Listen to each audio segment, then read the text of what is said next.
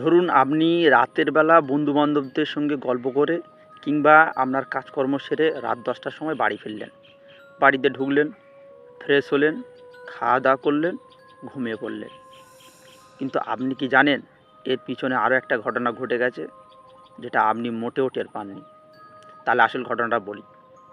Islamic দৃষ্টিভঙ্গিতে যখন একটা মানুষ বাইরে থেকে আসে এবং ঘরের ভিতরে কিছু না বলে ঢুকে পড়ে এবং সে তার খাওয়া দাওয়া সেরে রাতে শুয়ে পড়ে, সে জানে না তার সঙ্গে একটা শয়তানও সাথে সাথে ঢোকে। যখন আপনি ঘরে কিচ্ছু না বলে ঢুকে পড়লেন, শয়তানও প্রবেশ করলো। আপনি ফ্রেশ হয়ে যখন খেলেন, আপনি যা খেলেন সে শয়তানও খেলো। সে হয়তো অদৃশ্য আছে, কিন্তু সে সেম আপনার মতন দেখতে একটা জিন বা শয়তান, সে ওটাও খেলো। এবং আপনি যখন ঠান্ডা মাথায় শুয়ে পড়লেন, সেও নিশ্চিন্ত মনে আপনার সাথে ঘুমিয়ে পড়লো। এখন এই শয়তান থেকে বাঁচার জন্য ইসলামিক দৃষ্টিতে আমাদের কি করা উচিত, সেটাই আপনাকে বলব। আপনি সারাদিন আপনার কাজ কমপ্লিট করে বাড়ি ঢুকছেন, ঢোকার সময় আপনি তখন স্রেফ আপনার ডান পাটা ঘরের ভিতরে দেবেন, দিয়ে বিসমিল্লাহ বলে ঢুকবেন।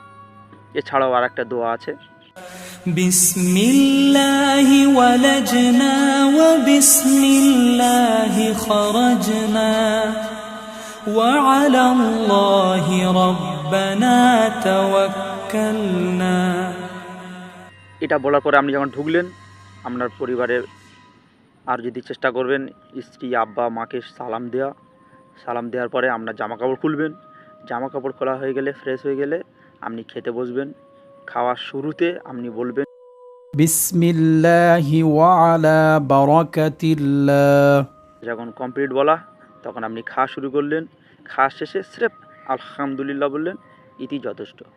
আপনার খাওয়া দাওয়া হয়ে গেল, এবার আপনি ঘুমাতে গেলেন। ঘুমানোর সময় শুরুতে আপনি বলবেন আল্লাহুম্মা বিসমিকা আমুতু ওয়া আহইয়া। এই যে তিনটে কথা বললেন, শয়তান আপনার থেকে বিতাড়িত হয়ে গেল। আর এভাবে প্রতিদিন চলতে থাকলে শয়তানের কি হয় জানো?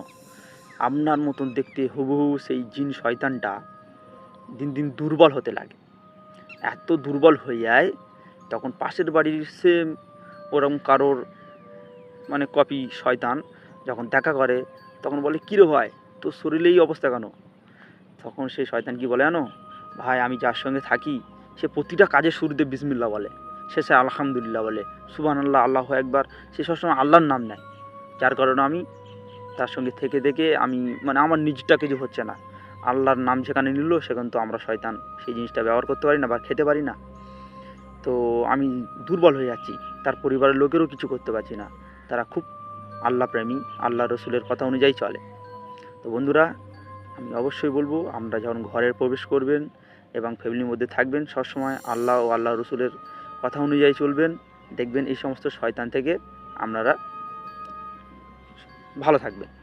আর যদি আপনারা এটা না করেন, তাহলে ওই শয়তান, আপনি যখন ঘরেতে বিসমিল্লাহ বলে ঢুকলেন না বা বাড়িতে ঢোকার জন্য যে দোয়াটা পড়লেন না, ওই শয়তান ঢোকার কারণে আপনার ফ্যামিলির ছোট ছোট বাচ্চাদেরকে অসুবিধা করবে, রাত দুপুরে ঘুমাতে দেবে না, অথবা আপনার পরিবারে দেখবে রিজিক কমে যাবে, বরকত কমে যাবে, ঠিক আছে? আর এছাড়াও যখন আপনি একটা ভেবে দেখুন না, ধরো ঘুমাচ্ছেন আর আপনার পাশে সেম একটা শয়তান পাশে শুয়ে আছে, আপনি বুঝতে পারছেন না, আপনাকে ডিস্টার্ব করতে পারে, ঠিক আছে? এমনকি আপনাকে ঘুমানোর সময় এমন করে ঘুমিয়ে দেবে, আপনি ফজরের সময় উঠতে পারবেন না। আর অনেকে আছে তো যারা ফজরে ওঠে না, তার একটাই কারণ, তারা তো শোয়ার সময় তো কিছু বলে না। এবং ফজরের সময় কী করেন জানো?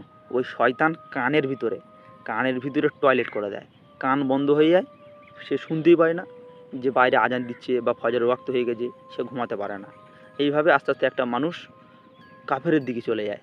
এবং সে এইভাবে তার জীবনযাপন করতে থাকলে ওই শয়তানের বিতাড়িত পড়ে, শয়তানের ধোকায় পড়ে সে বেচারা আমার জাহান্নামে চলে যাবে। তো বন্ধুরা, এই সমস্ত শয়তান থেকে বাঁচার জন্য চেষ্টা করবেন। আর প্রতি ক্ষেত্রে আল্লাহর নাম ও আল্লাহ রসুলের কথা অনুযায়ী, সুন্নত অনুযায়ী চলা আমাদের উচিত। তো ভিডিওটি ভালো লাগলে লাইক, সাবস্ক্রাইব, দেখা যাচ্ছে পরের ভিডিওয়। বাই।